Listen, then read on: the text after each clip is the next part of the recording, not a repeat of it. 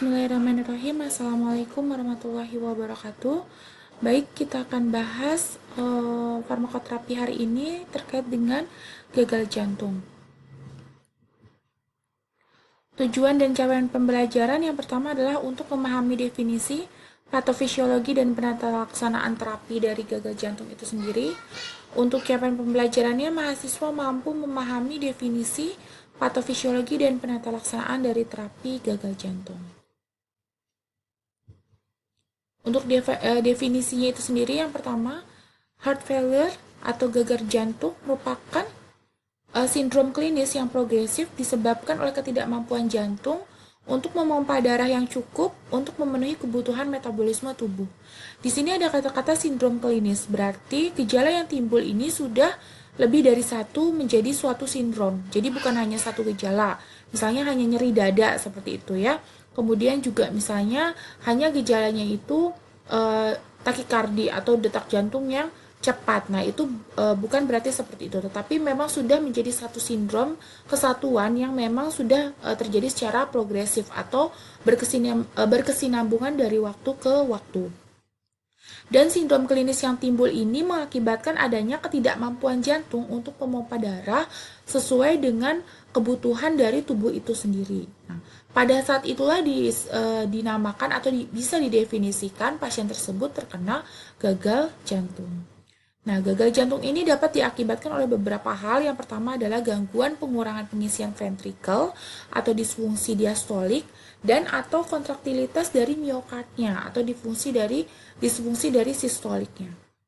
Gejala yang ditimbulkan biasanya sesak napas, kemudian pergelangan kaki membengkak, jadi ada pembengkakan gitu ya. Kemudian ada nyeri juga, kemudian kelelahan disertai dengan peningkatan tekanan vena jugularis dan berderak paru atau perifer edema. Jadi adanya edema atau penumpukan cairan di perifer.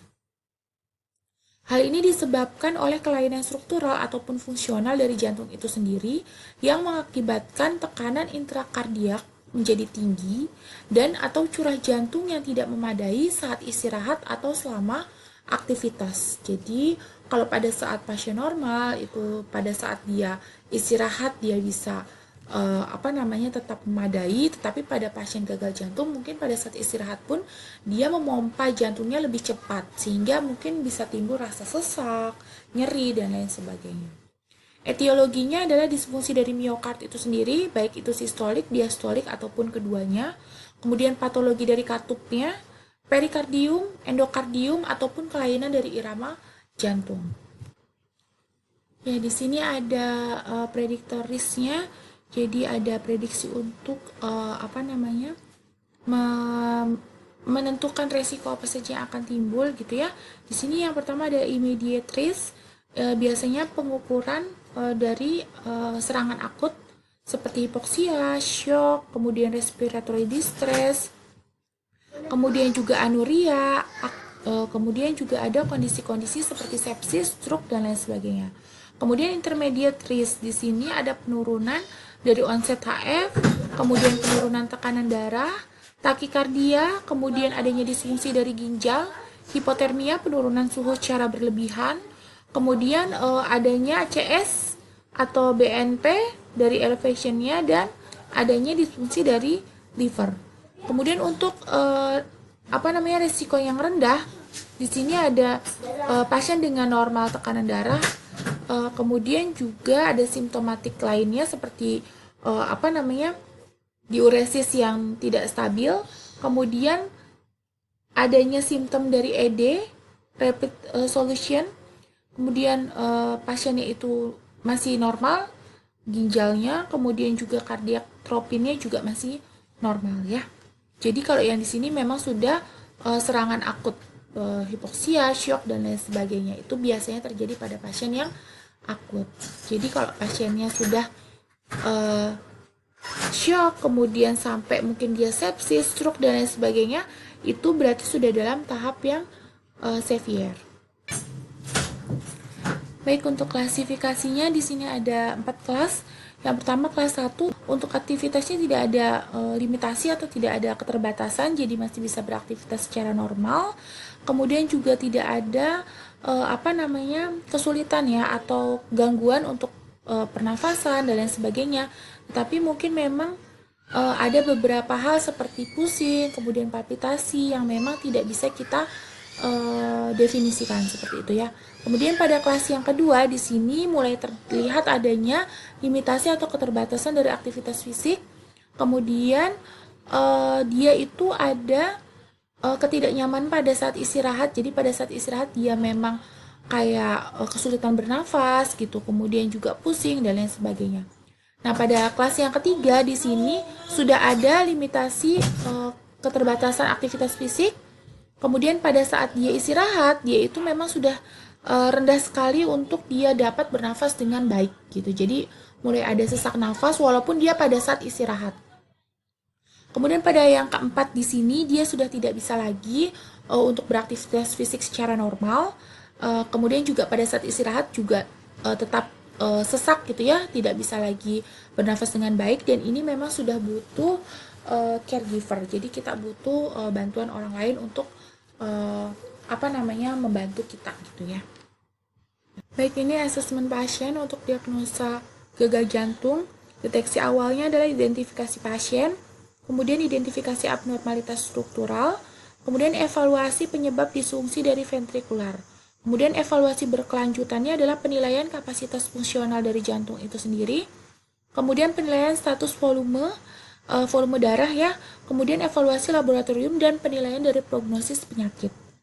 Baik, di sini ada algoritma untuk gagal jantung.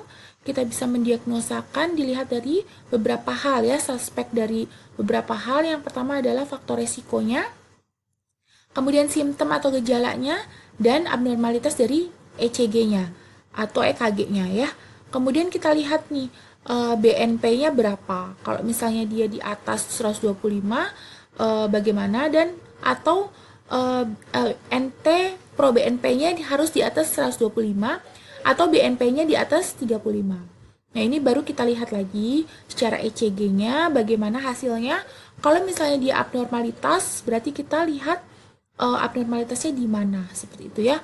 Kalau misalnya memang dia itu REF-nya berkisar di antara kurang dari 40, kemudian 41 sampai 49 atau di atas 50. Berarti kalau misalnya sudah ada kisaran seperti ini, bisa dimasukkan dalam etiologi terjadinya gagal jantung.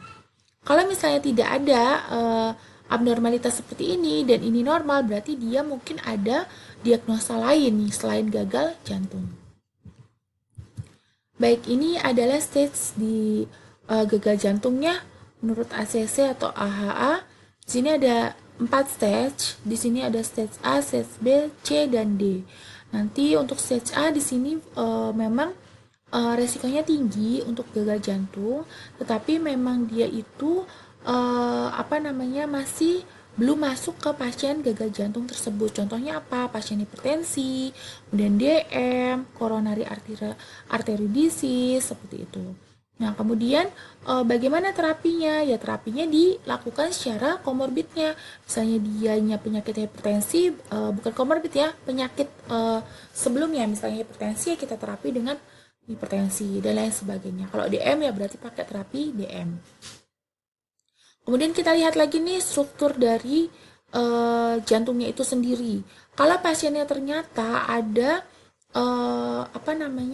kelainan struktural dari jantung, kemudian ada gejala-gejala dari HF, berarti pasien tersebut masuk ke stage B. Di stage B ini pasiennya sudah ada infark miokard, kemudian juga ada disfungsi dari sistoliknya, kemudian juga ada vascular disease-nya, maka yang diterapi bisa kita pakai AC inhibitor atau beta blocker. Jadi kita lihat lagi terapinya, kita ukur dulu. Kemudian jika memang masuk ke stage B, kita pakai AC inhibitor atau beta blocker. Kemudian kita lihat lagi nih simptomnya bagaimana. Kalau memang simptomnya memburuk, masuk ke stage C. Di sini struktural dari gagal jantungnya atau dari jantungnya itu sendiri sudah lumayan memburuk ya, jadi sudah ada peningkatan keparahan. Maka di sini kita bisa memberikan AC inhibitor, beta blocker, bahkan kita bisa tambahkan digitalis seperti itu. Kemudian jika pasiennya lanjut ke refraktori simptom, jadi adanya refraksi dari simptom tersebut, masuk ke stage D. Di sini pasien sudah tidak bisa lagi untuk bernafas dengan baik walaupun pada saat istirahat, ya.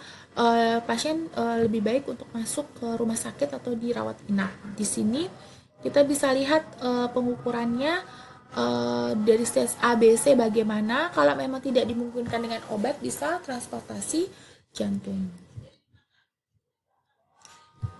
Baik, ini untuk treatmentnya. Jadi goalsnya adalah peningkatan kualitas hidup untuk memperlama survival dari kehidupannya. Kemudian untuk meminimalisir hospitalization, jadi masuk rumah sakitnya, atau untuk mengurangi perburukan penyakit tersebut.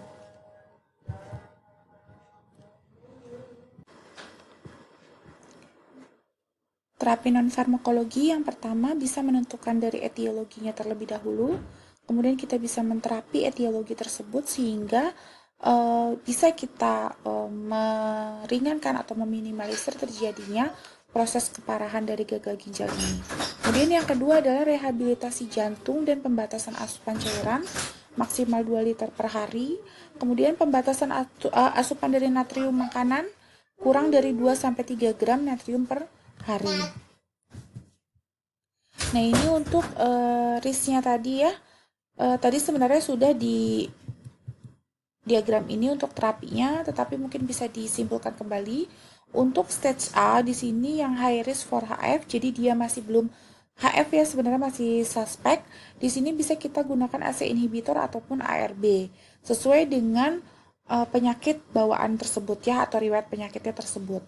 Kemudian untuk stage B yang HF tanpa gejala atau tanpa simptomatik, di sini bisa digunakan ACE inhibitor atau ARB dan beta blocker. Jadi adanya kombinasi di situ. Kemudian ya stage 3 di sini bisa digunakan diuretik, ACE inhibitor ataupun beta blocker.